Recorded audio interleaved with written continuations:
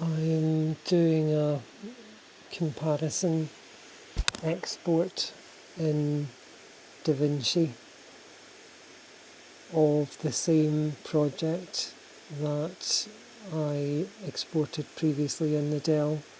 It took about an hour and 20 minutes on the Dell Pro Max 16 Premium with an RTX 2000 Pro GPU. This has got an RTX 5000 GPU in it. Initially my experiences with this machine were a wee bit disappointing, and then I realised I'd inadvertently included way too much video. So I have rationalised the test and we're now exporting a comparable amount.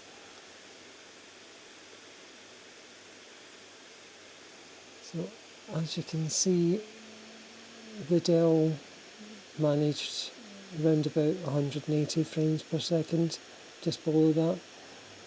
This is getting about 240 to 250 quite consistently.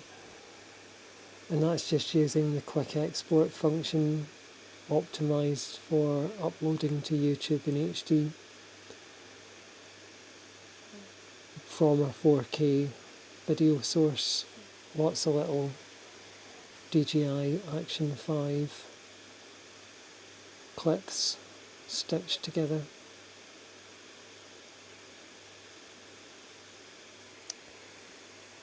Let's have a look at performance monitor.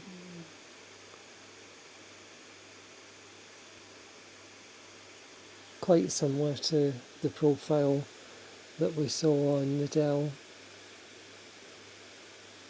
just with a greater throughput overall.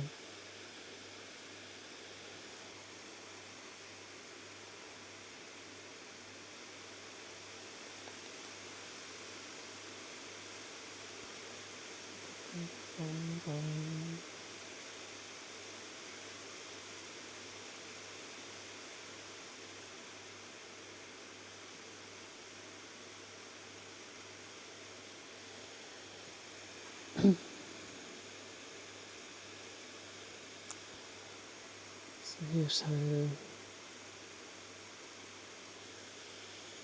each one info looks. Don't see any problems here at all. This is the wider machine. Nothing concerning whatsoever. I'm able to nip into here, multitask.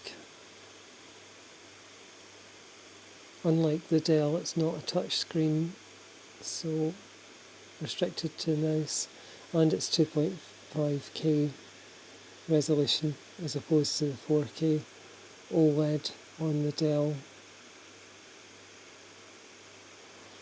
One thing I do need to say is that the HDMI port on this doesn't seem to work, much like the Dell didn't work. So I don't know what's going wrong there, but it appears to be a catastrophic combination. HDMI ports and RTX GPUs, I don't know why.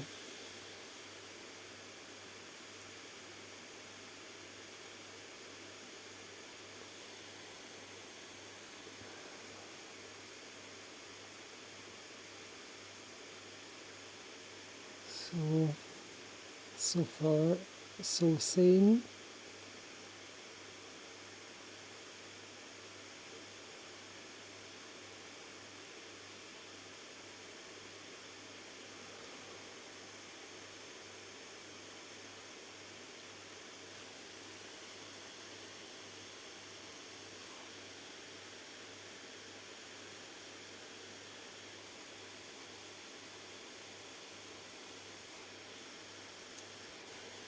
I'll speed this video up a bit now and we'll skip to the end and make sure the file that comes out plays.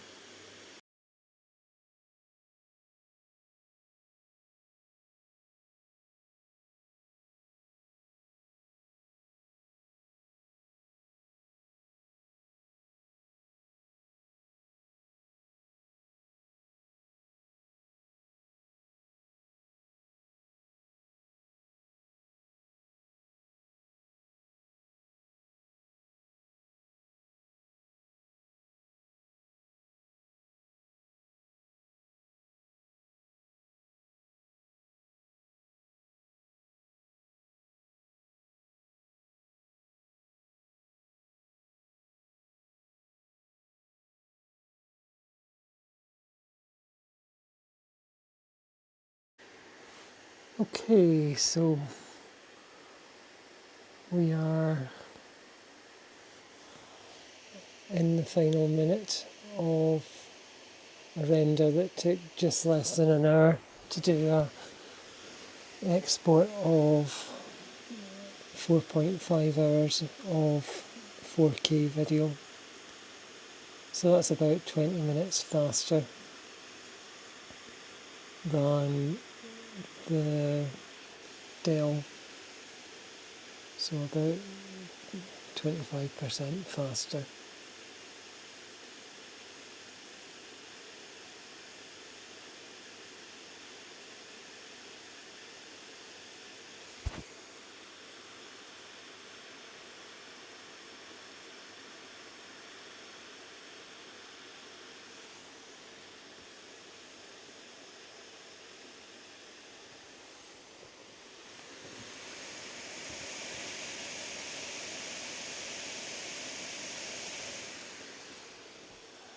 Ruby says this is too late to be up doing video reviews. So there it is, that should be it finished.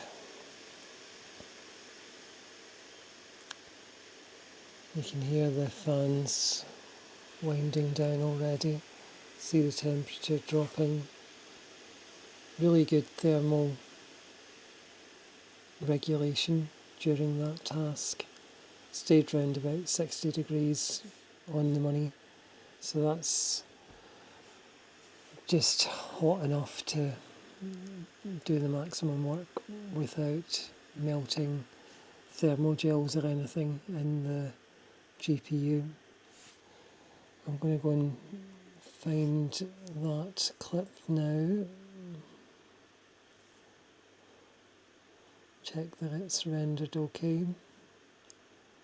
So it should be this guy, I think.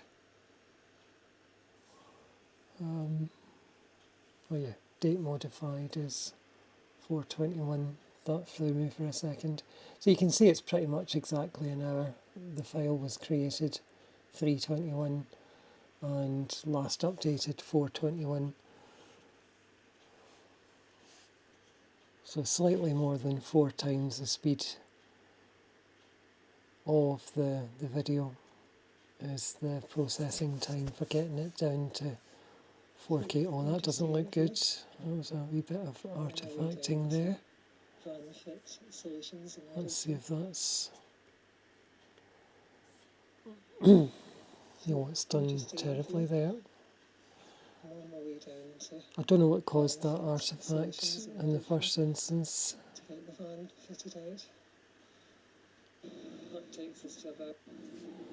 going to mute this. It looks okay apart from that first couple of frames, which looked a bit terrible.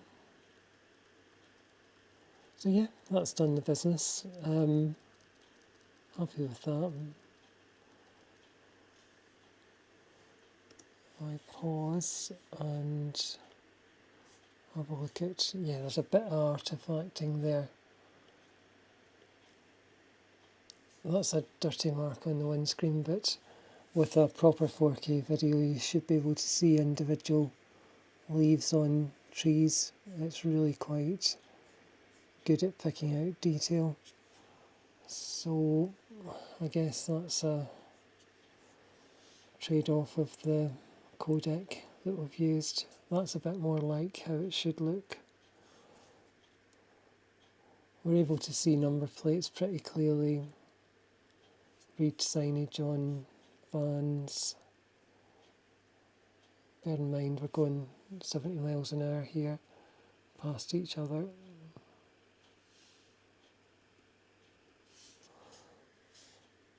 So, fairly happy with that.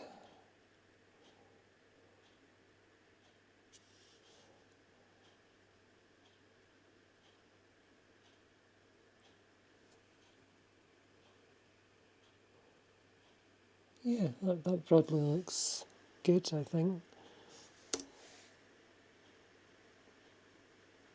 It's clear enough that you can see little bits of dirt on the windscreen.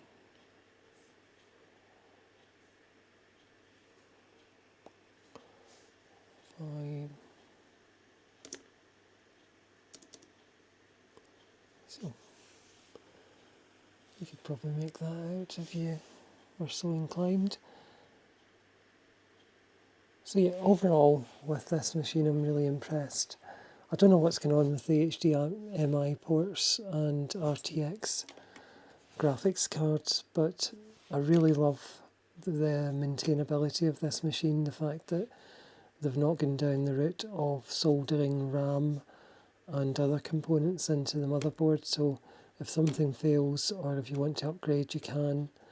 I love the fact there's quick release catches in the bottom, so you don't need to use any screwdrivers to get into the case if you want to expand or replace parts. I absolutely love the fact that there are 4 NVMe slots in there, so theoretically you could have 32 terabytes. I don't know how the motherboard would handle it, but there's room for 32 terabytes. Double-sided NVMe would be a bit of a push and a bit of a thermal jolt, so you're probably better sticking with 4 times 4 terabyte if you really want to push it. But overall, I'm very, very impressed with this machine. I'm glad I got it.